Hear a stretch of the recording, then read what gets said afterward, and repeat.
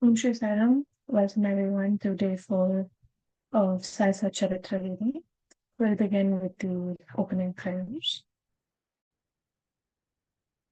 Mm.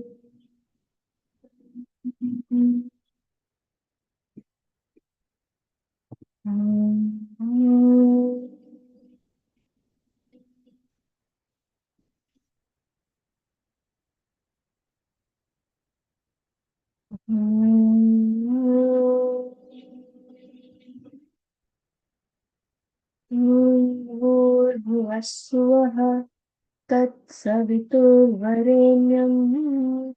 भर्गो देवस्य धीमहि धियो यो नः प्रचोदयात्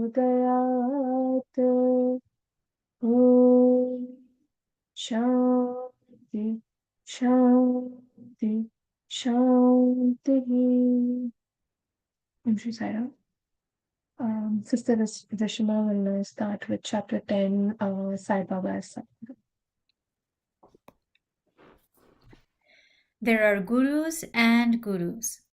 There are many so-called gurus who go about from house to house with cymbals and veena in their hands and make a show of their spirituality. They blow mantras into the ears of their disciples and extract money from them. They profess to teach piety and religion to their disciples, but are impious and irreligious. Sai Baba never thought of making the least show of his worth, piety. Body consciousness he had none, but he had great love for the disciples. There are two kinds of gurus, niyat, appointed or fixed, and aniyat, unappointed or general. The latter, by their advice, develop the good qualities in us, purify our hearts, and set us on the path of salvation. But contact with the former dispels our quality, sense of difference, and establishes us in unity by making us realize that thou art that. There are various gurus imparting to us various kinds of worldly knowledge, but he who fixes us in our nature, self, and carries us beyond the ocean of worldly existence is the Satguru. Sai Baba was such a Satguru. His greatness is undescribable. If anybody went to take his darshana, he, without being asked, would give every detail of his past, present, and future life. He saw divinity in all beings. Friends and foes were alike to him. Disinterested and equal balanced, he obliged the evildoers. He was the same in prosperity and adversity. No doubt ever touched him. Though he possessed the human body, he was not in the least attached to his body or house. Though he looked embodied, he was really disembodied, that is, free in this every life. Blessed are the people of Shirdi, who worship Sai as their God. While eating, drinking, working in their backyards, the fields, and doing various household works, they always remembered Sai and sang his glory. They knew no other God except Sai. What to speak of the love, the sweetness of the love, of the woman of Shirdi? They were quite ignorant, but their pure love inspired them to compose poems or songs in their simple rural language. Letters or learning they had none. Still one can discern real poetry in their simple songs. It is not intelligence but love that inspires real poetry as such. Real poetry is the manifestation of true love, and this can be seen and appreciated by intelligent listeners. Collection of these folk songs is desirable, and Baba willing, some fortunate devotee may undertake the task of collecting and publishing these folk songs, either in the Sai Leela magazine or separately in a book form. Baba's humility.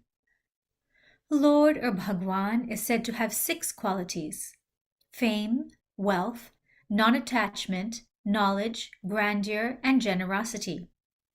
Baba had all these in him. He incarnated in flesh for the sake of the bhaktas. Wonderful was his grace and kindness. He drew the devotees to him, or how else one could have known him. For the sake of his bhaktas, Baba spoke such words as the goodness of speech dare not utter. Here is a specimen. Baba spoke very humbly as follows. Slave of slaves, I am your debtor. I am satisfied at your darshan. It is a great favor that I saw your feet. I am an insect in your excreta. I consider myself blessed thereby. What humility is this? If anybody would think that by publishing this any disrespect is shown to Sai, we beg his pardon, and to atone for this we sing and repeat Baba's name. Though Baba seemed outwardly to enjoy sense objects, he had not the least favor in them, nor even the consciousness of enjoying them. Though he ate, he had no taste, and though he saw, he never felt any interest in what he saw. Regarding passion, he was as perfect as a celibate as Hanuman. He was not attached to anything. He was pure consciousness, the resting place of desire, anger, and other feelings. In short, he was disinterested, free, and perfect. A striking instance may be cited in illustration of the statement. Nanavali. There was in Shirdi a very quaint and queer fellow by name Nanavali, who looked to Baba's work and affairs. He once approached Baba, who was seated on his gadi seat, and asked him to get up, as he wanted to occupy the same. Baba at once got up and left the seat, which he occupied. After sitting there a while, Nanavali got up and asked Baba to take his seat. Then Baba sat on the seat, and Nanavali fell at his feet and then went away. Baba did not show the slightest displeasure in being dictated to and ousted. This Nanavali loved Baba so much that he breathed his last on the 13th day of Baba's taking Mahasamadhi. The easiest path. Hearing the stories of the saints and being in their company. Though Sai Baba acted outwardly like an ordinary man, his actions showed extraordinary intelligence and skill. Whatever he did was done for the good of his devotees. He never prescribed any asan, regulation of breathing, or any rites to his bhaktas, nor did he blow any mantra into their ears. He told them to leave off all cleverness and always remember Sai, Sai. If you did that, he said, all your shackles would be removed and you would be free. Sitting between 5 fires, sacrifices, chantings, 8-fold yoga are possible for the Brahmins only. They are of no use to the other classes. The function of the mind is to think. It cannot remain for a minute without thinking. If you give it a sense object, it will think about it. If you give it to a guru, it will think about guru. You have heard most attentively the greatness, grandeur of Sai. This is the natural remembrance, worship and kirtan of Sai. Hearing the stories of the saints is not so difficult as the other sadhanas mentioned above. They, stories, remove all fears of the samsara, worldly existence, and take you on to the spiritual path. So listening to these stories, meditate on them and assimilate them. If this is done, not only the Brahmins, but women and lower classes will get pure and holy. You may do or attend to your worldly duties, but give your mind to Sai and his stories, and then he is sure to bless you. This is the easiest path. But why do not all take to it? The reason is that without God's grace, we do not get the desire to listen to the stories of saints. With God's grace, everything is smooth and easy. Hearing the stories of the saints is, in a way, keeping their company. The importance of the company of saints is very great. It removes our body consciousness and egoism, destroys completely the chain of our birth and death, cuts asunder all the knots of the heart, and takes us to God, who is pure consciousness. It certainly increases our non-attachment to sense objects and makes us quite in. We conclude this chapter with meditation on Sai's form. He, the beautiful and handsome Sai, standing on the edge of the masjid and distributing udi to each and every bhakta, with a view to his welfare. He who thinks the world is naught, and who is ever engrossed in supreme bliss, before him we humbly prostrate ourselves. Bow to Sri Sai, peace be to all.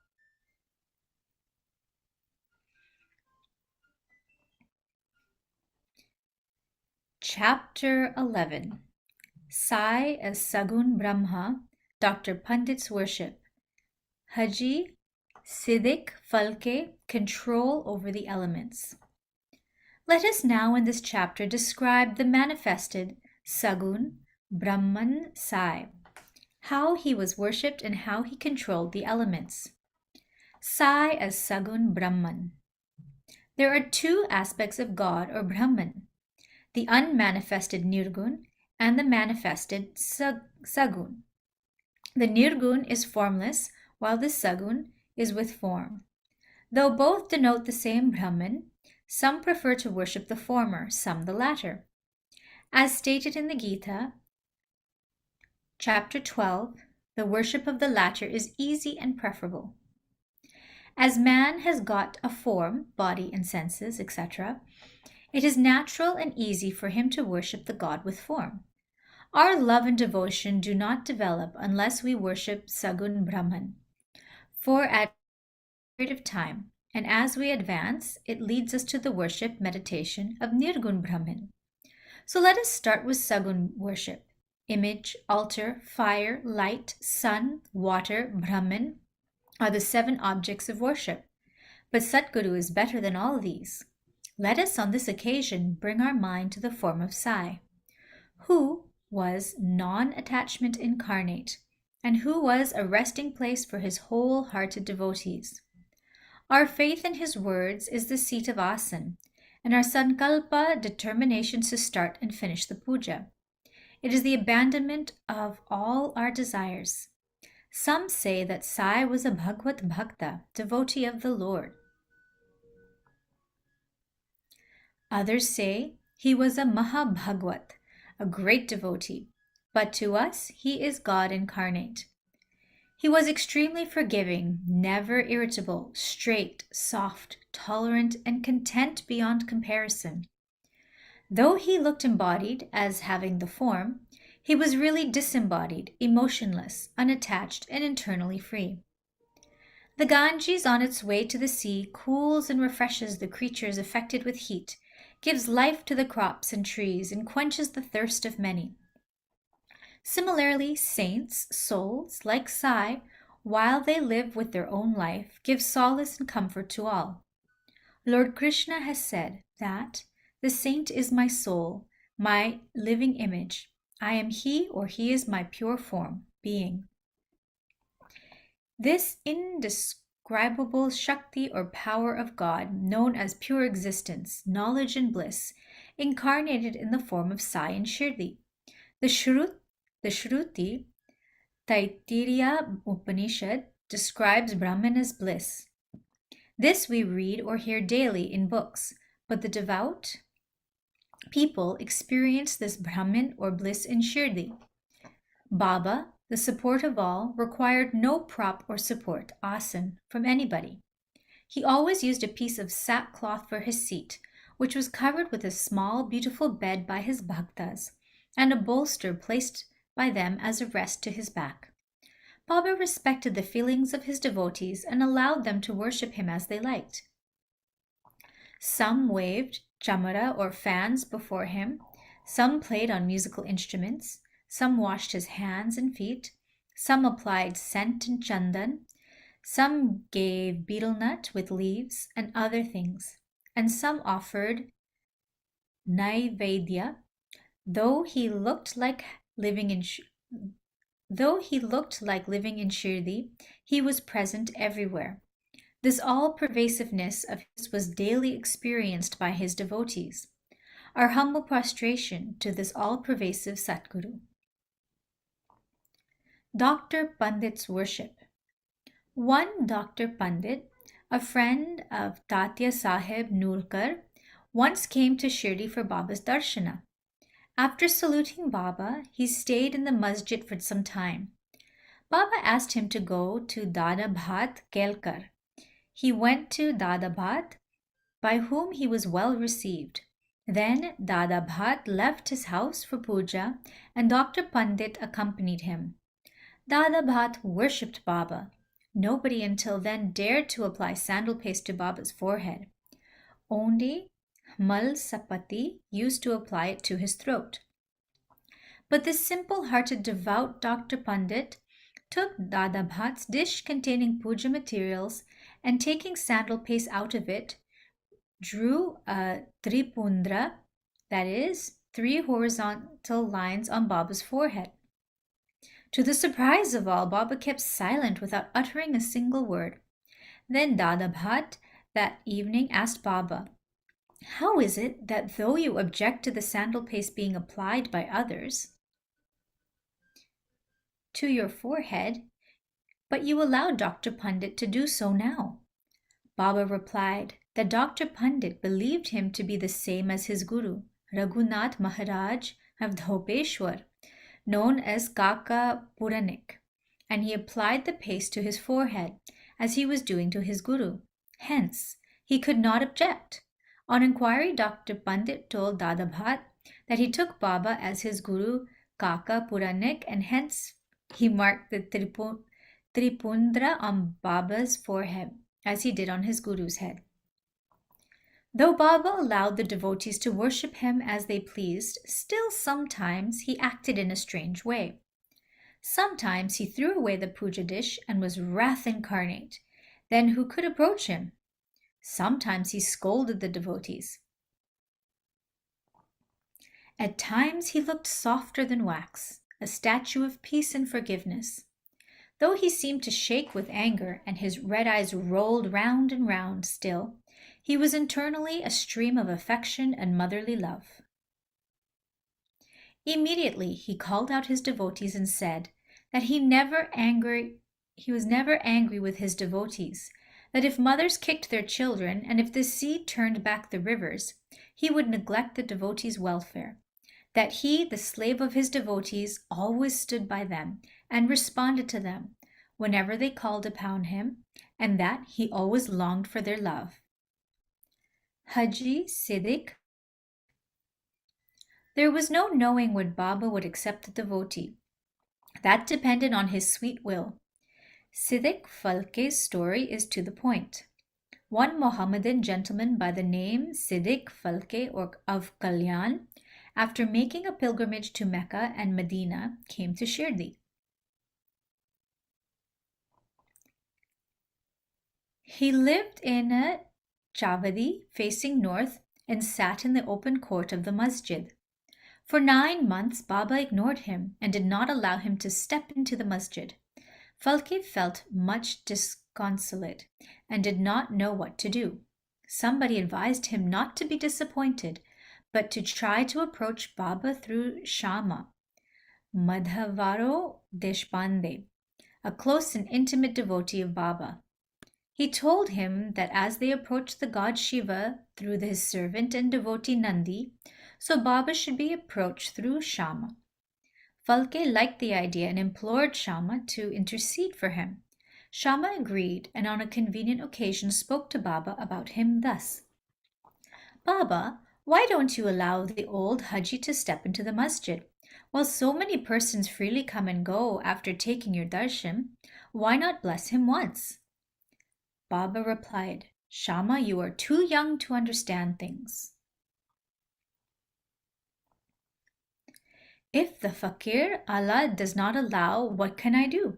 Without his grace, who will climb into the masjid? Well, go to him and ask him whether he will come to the narrow footpath near the Bharvi well." Shama went and returned with an affirmative answer. Again Baba said to Shama, "Ask him whether he is willing to pay me the sum of 40,000 rupees in 4 installments." Shama went and returned with the answer that he was willing to pay even 40 lakhs. Again Baba said to Shama, "We are going to butcher a goat in the masjid, so ask him whether he would like to have mutton, haunch, or testicles of the goat. Shama returned with the answer that the Haji would be happy to receive a small crumb from Baba's kolamba, mud pot. Hearing this, Baba got excited and with his hands threw away the earthen jars and kolamba and straightway advanced to the Haji and lifting his kafni up with his hands said, "Why do you brag and fancy yourself great and pose yourself as an old Haji? Do you read the Quran like this? You are proud of your pilgrimage to Mecca, but you do not know me." Being thus scolded, the Haji was confounded. Baba went back to the masjid, purchased a few baskets of mangoes, and sent them to the Haji. Then again Baba went to the Haji and, taking out 55 rupees from his pocket, gave them in the Haji's hands. Thenceforth Baba loved the Haji, invited him for meals, and the Haji thereafter came into the masjid whenever he liked. Baba gave him at times some rupees, and thus the Haji was enlisted in Baba's durbar. Baba's control over the elements. We shall close this chapter after describing two incidents showing Baba's control over the elements. Once at evening time, there was a terrible storm at Shirdi. The sky was overcast with thick black clouds. The wind began to blow forcibly. The clouds roared and the lightning began to flash, and the rains began to descend into torrents. In a short time, the whole place was flooded with water. All the creatures, birds, beasts, and men got terribly frightened, and they all flocked to the masjid for shelter. There are many local deities in Shirdi, but none of them came to their help. So they all prayed to Baba, their God, who was fond of their devotion, to intercede and quell the storm. Baba was much moved. He came out and, standing on the edge of the masjid, addressed the storm in a loud and thunderous voice. "Stop! Stop your fury and the calm!" And in a few minutes the rain subsided, the wind ceased to blow, and the storm came to a stop. Then the moon rose in the sky, and the people then went back home well pleased. On another occasion, at noon, the fire in the dhuni began to burn brightly. Its flames seemed to be reaching the rafters above. The people who were sitting in the masjid did not know what to do. They dared not to ask Baba to pour water or to do anything to quench the flames. But Baba soon came to realize what was happening. He took up his sakta, short stick, and dashed it against a pillar in front, saying, "Get down, be calm." At each stroke of the sakta, the flames began to lower and slow down, and in a few minutes the dhuni became calm and normal. This is our Sai, an incarnation of God. He will bless any man who will prostrate and surrender himself to him. He who will read the stories of this chapter daily with faith and devotion will soon be free from all calamities. Not only this, but always attached and devoted to Sai, he will get very soon God vision. All his desires will be fulfilled, and being ultimately desireless, he will attain the supreme. Amen. Bow to Sri Sai. Peace be to all. Chapter 12. Sai Leelas, experience of Kaka Mahajani, Dhumal Pleader, Mrs. Nimonkar, Mule Shastri, and a doctor. Now let us see in this chapter how devotees were received and treated by Baba. Saint's Mission. We have seen before that the purpose or object of divine incarnation is to protect the good and destroy the wicked. But the mission of the saints is quite different. To them, the good and the wicked are the same. First, they feel for the evildoers and set them on the right path. They are like the Agasti who destroy the Bhavasagar, the ocean of worldly existence, or like the sun to the darkness of ignorance. The Lord God dwells in the saints. In fact, they are not different from him. Our Sai is one of these, who incarnated for the welfare of the devotees. Supreme in knowledge and surrounded with divine luster, he loved all beings equally. He was unattached. Foes and friends, kings and paupers, were the same to him. Here his powers, for the sake of devotees, he spent his stock of merits and was ever alert to help them. But the devotees could never approach him unless he meant to receive them. If their turn did not come, Baba did not remember them, and his Leelas could not reach their ears. Then how could they think of seeing him? Some men desired to see Baba's, but they did not get any opportunity of taking his darshan until his Mahasamadhi. There are many such persons whose desire for Baba's darshan was not thus satisfied. If these persons, believing in him, listen to his Leelas, their quest for milk, darshan, will be, to a great extent, satisfied by their buttermilk, Leelas. If some persons went there by sheer luck and took Baba's darshan, were they able to stay there longer? No, nobody could go there of their own accord, and nobody could stay there long enough even if he so wished. They could stay there so long as Baba permitted them to stay, and had to leave the place when asked to do so by Baba. So everything depended of Baba's will. Kala Mahajani. Once Kaka Mahajani went to Shirdi from Bombay. He wanted to stay there for 1 week and enjoy the Gokul Ashtami festival. As soon as he took Baba's darshan, Baba asked him, "When are you returning home?" He was rather surprised at this question, but he had to give an answer. He said that he would go home when Baba ordered him to do so. Then Baba said, "Go tomorrow." Baba's word was law and had to be obeyed. Kaka Mahajani therefore left Shirdi immediately. When he went to his office in Bombay, he found that his employer was anxiously waiting for him. His Minam, i.e. the manager, suddenly fell ill. Hence Kaka's presence was absolutely necessary. He had sent a letter to Kaka at Shirdi, which was redirected to him at Bombay. Bau Sahib Dhumal. Now listen to an opposite story. Once Bau Sahib Dhumal, a pleader, was going to Niphad for a case. On the way, he came to Shirdi and Shirdi took Baba's darshan and wanted to proceed to Niphal immediately. But Baba did not permit him to do so. He made him stay at Shirdi for a week or more. In the meanwhile, the magistrate at Niphad suffered intensely from pain in his abdomen, and the case was adjourned. Mr. Dhumal was then allowed to go.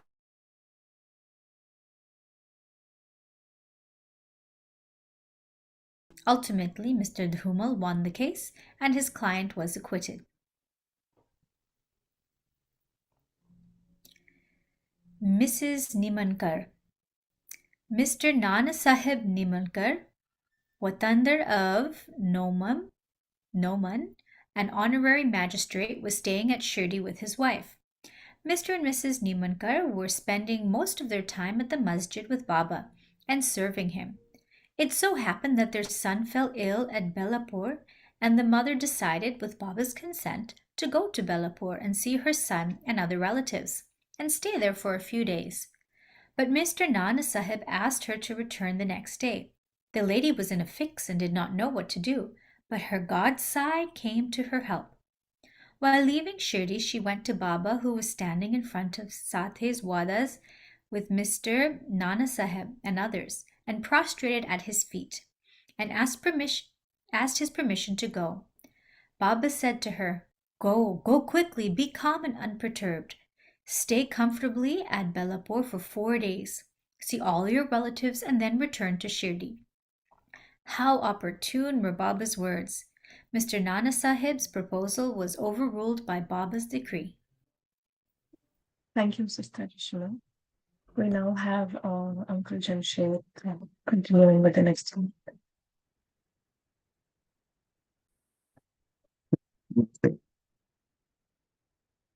Historic Brahmin of Nasik by name Mule. Chapter 12.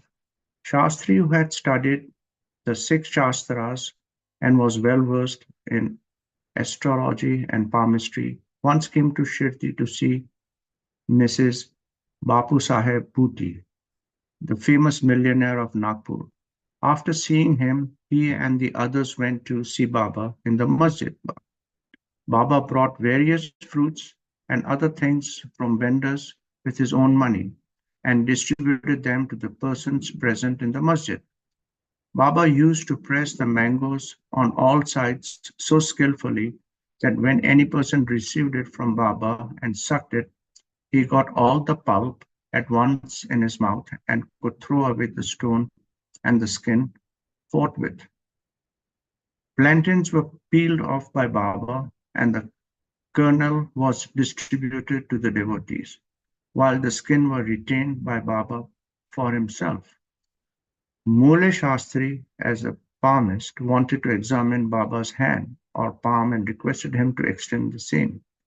Baba ignored his request and gave 4 plantains to him. Then they all returned. Then they all. Thank you.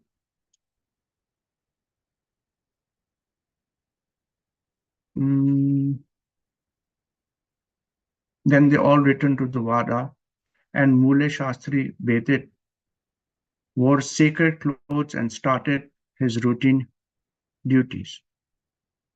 Agnihotra, etc. The Baba, as usual, started from Lendi and said, "Take some giru, red misery substance, to dye clothes in the saffron color.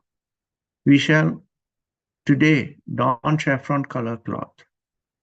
None understood what Baba meant. Then after some time, when Baba returned and preparations for the noon aarti were being made, Bapu Saheb Jog asked Mule Shastri whether he could accompany him for the aarti. He replied that he would see Baba in the afternoon. Very soon Baba sat on his seat, was worshipped by the devotees, and aarti commenced. Then Baba said, "Get some dakshina for the new Nasik Brahmin." Bhuti himself went to get the dakshina, and when he gave Baba's message to Mule Shastri, he was sorely perplexed. He thought in his mind thus, "I am pure, Agnihotri Brahmin. Why should I pay dakshina? Baba may be great saint. I am not his dependent." But as a great saint like Sai Baba was asking for dakshina through a millionaire like Bhuti, he could not refuse. So leaving his routine unfinished, he forthwith started with Bhuti to the masjid, thinking himself holy and sacred, and the masjid otherwise. He remained at a distance, and after joining his palms threw flowers at Baba. Then lo, all of a sudden, he saw no Baba on the seat, but saw his late Guru Golas Swami there. He was wonderstruck. Could this be a dream? No, it was not, as he was wide awake, but through awake, how could this help Guru Golap be there? He was speechless for some time. He pinched himself and thought again, but could not reconcile the face of his late Guru Golap being in the masjid. Ultimately, leaving of all the doubts, he went up, fell at his Guru's feet, and then getting up, stood there with folded hands. Other people sang Baba's Aarti, while Mule Shastri chanted loudly his Guru's name. Then, casting off all the pride of caste and ideas about sacredness, he fell flat at his Guru's feet and closed his eyes. When he got up and opened his eyes, he saw Baba asking for dakshina. Seeing Baba's blissful form and his inconceivable power, Mole Shastri forgot himself. He was extremely pleased. His eyes were full of tears of joy. He again saluted Baba and gave the dakshina. He said that his doubt was removed and that he saw his own Guru. On seeing this wonderful Leela of Baba, all the people, including Mule Shastri, were much moved, and they will realize the meaning of Baba's words. Being Guru, we shall don saffron-colored garments. Such is the wonderful Leela of Baba. A doctor. Once a Memladar came to Shirdi with a doctor friend of his. The doctor said that this deity was Rama and that he could not bow before a Mohammedan, and so he was unwilling to go to Shirdi. The Mamladar replied that nobody could press him to make a bow, nor would ask him to do so, so he should come and give the pleasure of his company. Accordingly, they came to Shirdi and went to the masjid of Baba's darshan. All were wonderstruck to see the doctor going ahead and saluting Baba. Then asked him how he forgot his resolve and bowed before a Mohammedan, Musalman. Then the doctor replied that he saw his beloved deity Rama on the seat, and he therefore prostrated himself before him. Then, as he was saying this, he saw Sai Baba there again. Being dismayed, he said, "Is this a dream? How can he be a Mohammedan? He is a great Yoga Sampanna, full of yoga avatar." Next day, he made a vow and began to fast. He absented himself from the masjid, resolving not to go there until Baba blessed him. 3 days passed, and on the fourth day, a close friend of his from Kandesh turned up with him. He went to the masjid for Baba's darshan. After the salutation, Baba asked him whether anybody had gone to call him, so that he had come. Hearing this vital question, the doctor was moved. The same night he was blessed by Baba, and he experienced the bliss supreme in his sleep. Then he left for his town, where he experienced the same state of a fortnight. Thus his devotion to Sai Baba increased manifold. The moral of all the stories mentioned above, especially that of Mule Shastri, is this, that we should have firm faith in our Guru and now nowhere else. More Leelas of Sai Baba will be described in the next chapter. Bow to Shirdi Sai, peace be to all.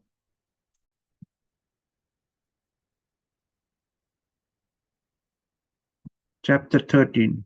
More Leelas, deceased Kurd, Bimalji Patil, Bala Shimpi, Bapu Sahib Bhuti, Aladdin Swami, Kaka Mahajani, Estopand of Harda. The inscrutable power of Maya. Baba's words were always short, pithy, deep, full of meaning, efficient and well balanced. He was ever content and never cared for anything, he said. Though I have become a fakir, have no house or wife, and though living off all cares, I have stayed at one place, the inevitable Mayas teases me often. Though I forgot myself, I cannot forget her. She always envelopes me. This Maya, elusive power of the Lord Sri Hari, teases God Brahma and others. Then what to speak of a poor fakir like me? Those who take refuge in the Lord will be freed from her clutches with his grace. In terms of Baba spoke about the power of Maya, Lord Sri Krishna said to Uddhava in the Bhagavad that the saints are his living forms, and see what Baba had said for the welfare of his devotees. Those who are fortunate and whose demerits have vanished, take to my worship. If you always say, Sai, Sai, I shall take you over the 7 seas. Believe in these words and you will certainly benefit.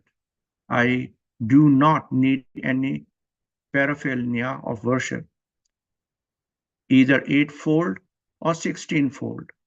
I rest there where there is full devotion.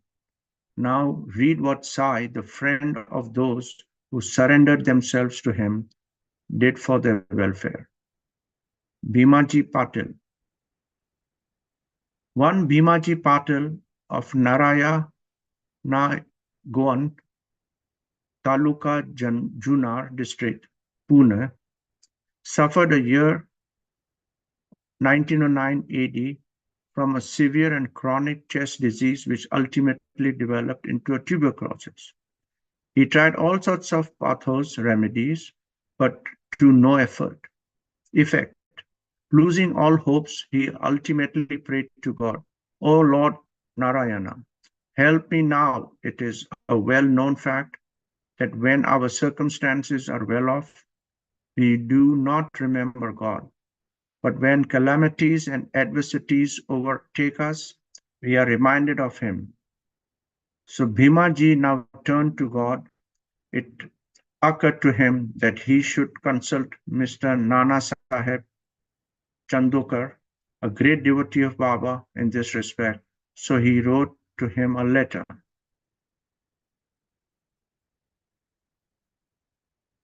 Giving all details of his malady and asking for his opinion.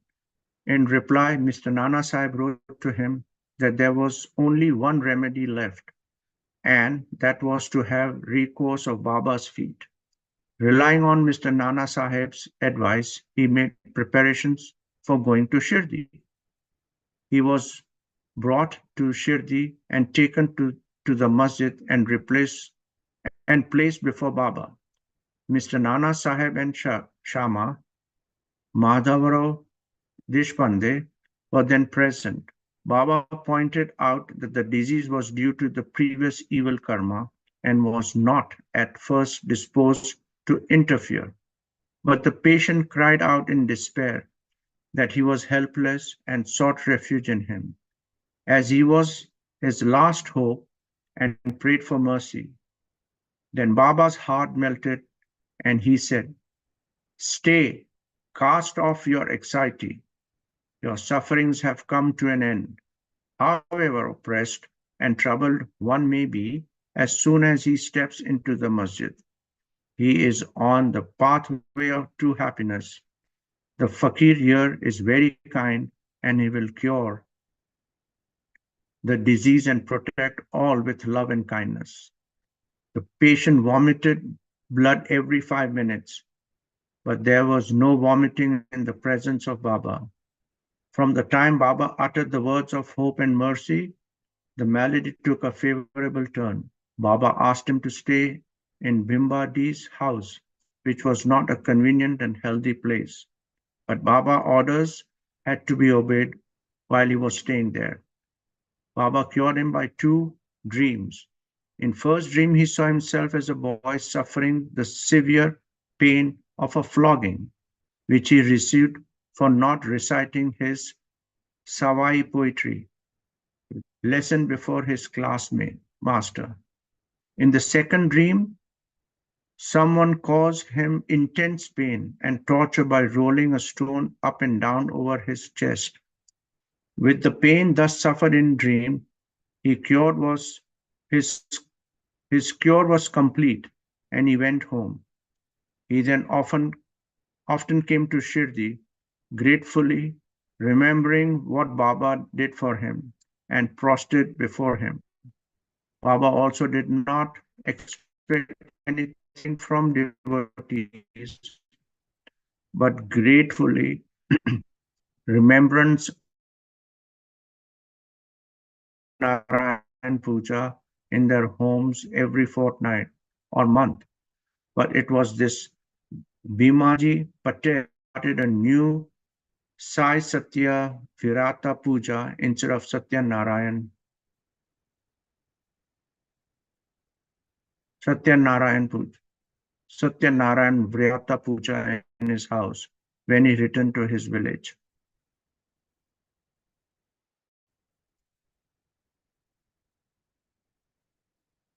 Could you move the page, please?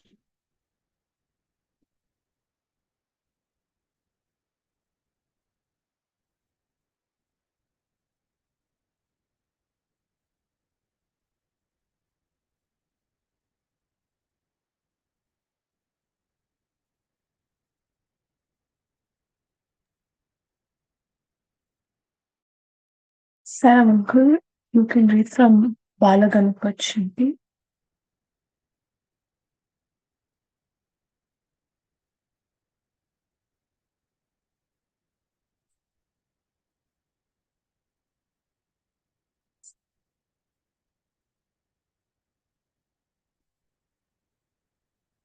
Sam, uncle,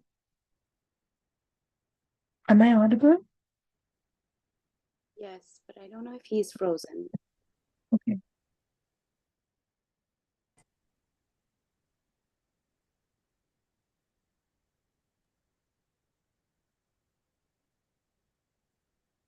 He's back. Sam, uncle, you're on mute. No, I couldn't see the page. Oh, okay. Is my screen visible to you now? Yes, now it's fine. Bala Ganpat Shimpi. Another devotee of Baba by name of Bala Ganapat Shimpi suffered much from a malignant type of malaria. He tried all sorts of medicines and the decoctions, but in vain. The fever did not abate a jot, and so he ran to Shirdi and fell on Baba's feet. Baba gave him a strange recipe. In his case, as follows: give a black dog some morsel of rice mixed with curd in front of Lakshmi temple. Bala Shimpi did not know how to execute this recipe, but no sooner he went home than he found rice and curd. After mixing them together, he brought the mixture near the Lakshmi temple when he found the black dog waving his tail. He replaced the curd and rice before the dog. The dog ate it, and, strange to say, Bala got rid of all his malaria. Bapu Sahib Bhuti. Shriman Bapu Sahib Bhuti suffered once from dysentery and vomiting. His cupboard was full of patent drugs and medicines, but none of them had any effect. Bapu Sahib got very weak on account of purgins and vomiting, and therefore was not able to go to the masjid for Baba's darshan. Baba then sent for him and made him sit before him and said, now take care, you should not purge anymore. And waving his index finger, the vomiting must also stop. Now look at the force of Baba's words. Both the maladies took their heels, disappeared, and Bhuti fell well. Another occasion, he had an attack of cholera and suffered from severe thirst. Dr. Pillai tried all sorts of remedies but could not give him no relief. Then he went to Baba and consulted him as what to drink and what allay his thirst and cure the disease. Baba prescribed an infusion of almonds, walnuts, pistachios, a kind of dry fruit, boiled in sugared milk. This would be considered as a fatal aggravation of the disease by any doctor or physician, but in implicit obedience of Baba's order, the infusion was administered, and strange to say, the disease was cured. Aladdin Swami. A Swami from Aladdin, wishing to take Baba's darshan, came to Shirdi. He suffered from form of severe pain in his ear, which prevented him from getting the sleep. He was operated for this, but it served no purpose. The pain was severe, but he did not know what to do. While he was returning, he came to take Baba's leave. When Shama Madhavora Deshpande requested Baba to do something for the pain in Swami's ear, Baba comforted himself, saying, Allah acha karega, God will do good. The Swami then returned to Pune and after a week sent a letter to Shirdi stating that the pain in his ear had subsided though the swelling was there. And in order to get the swelling removed, he went to Bombay for operation. But the surgeon on the examination the year said that no operation was then necessary. Such was the wonderful effort of Baba's words. Kaka Mahajani. Another devotee named Kaka Mahajani suffered once from diarrhea.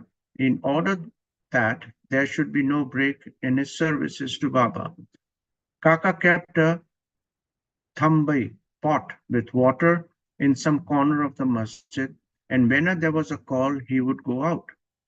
As Sai Baba knew everything, Kaka did not inform him for his disease, thinking that Baba would of his own cure it soon. The work of construction and the payment in front of the masjid was permitted by Baba. But when the actual work was begun, Baba got wild and shouted out loudly. Everybody ran away, and as Kaka was also doing the same, Baba caught hold of him and made him sit there. In the confusion that followed, somebody left a small bag of groundnuts. Baba took a handful of groundnuts, rubbed them in his hands, blew away the skins, and gave the clean nuts to Kaka and made him eat them. Scolding and cleaning the nuts and making Kaka eat them went on simultaneously. Baba himself ate some of them. Then when the bag was finished, Baba asked him to fetch water as he felt thirsty. Kaka brought a pitcher full of water. Then Baba drank some water and made Kaka also drink it.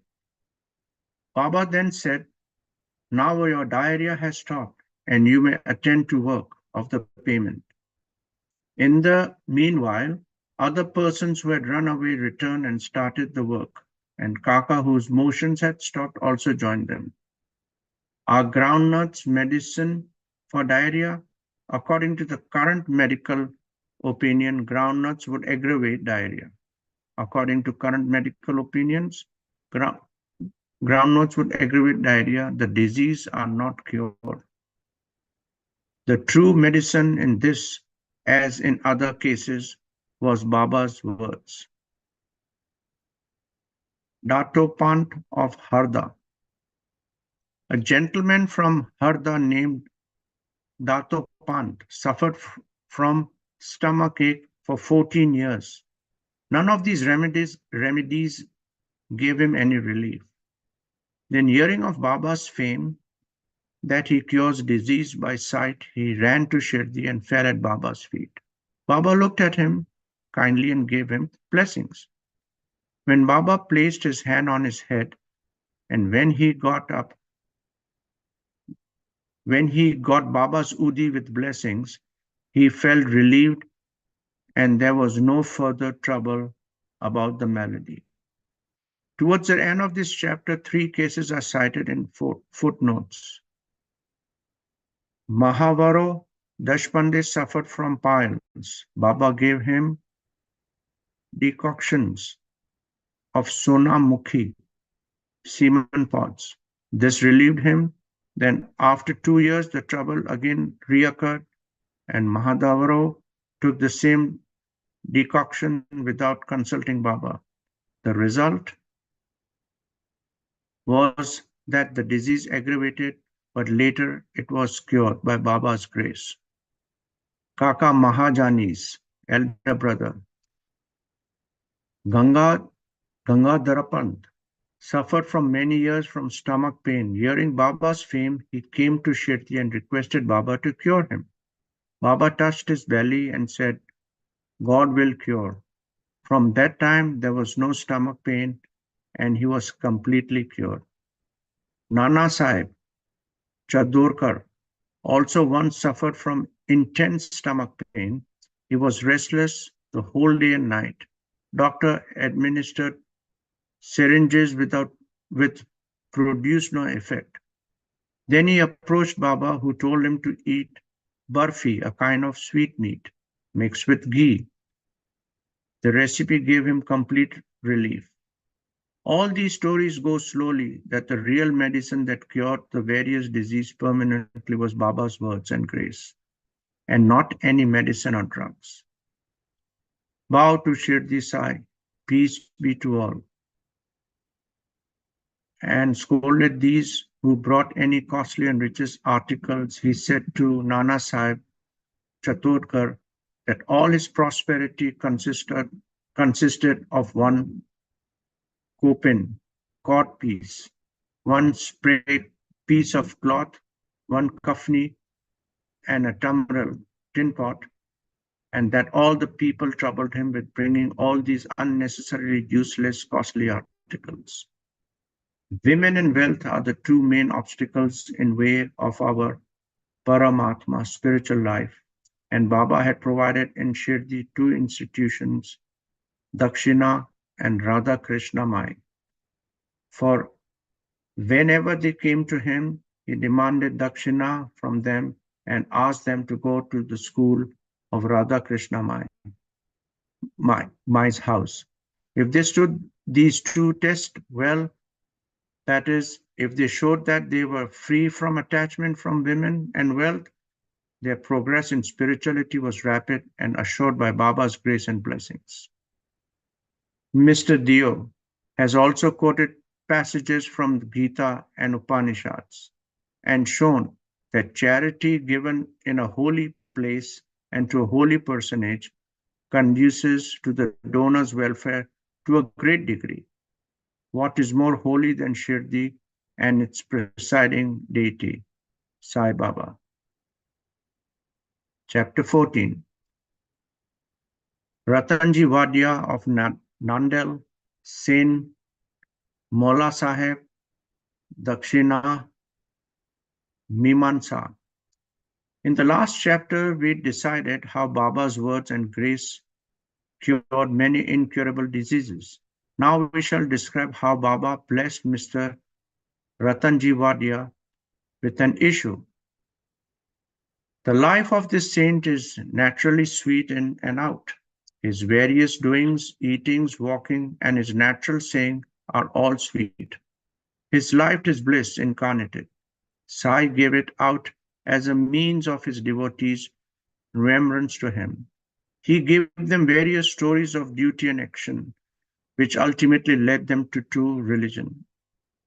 His object may be that people should live happily in this world, but they should be ever cautious and gain the object of their life, self-realization.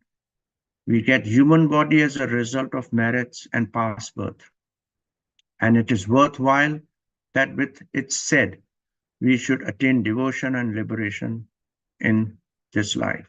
So we should never be lazy, but always be on the alert to gain our end and aim of life.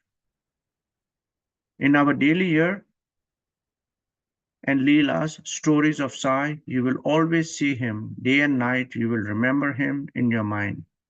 When you assimilate Sai in this way, your mind will lose its fickleness. And if you go on in this manner, it will finally be merged with pure consciousness. Thank you, Uncle Jamshid. We will now close with the closing prayers. Thank you.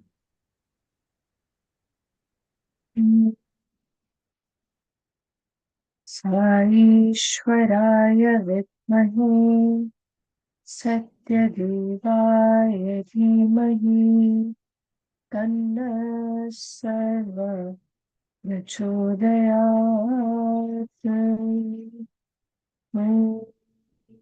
Saishwaraya Vidmahi Satyadevaya Dhimahi Tanna Sarva Prachodayat.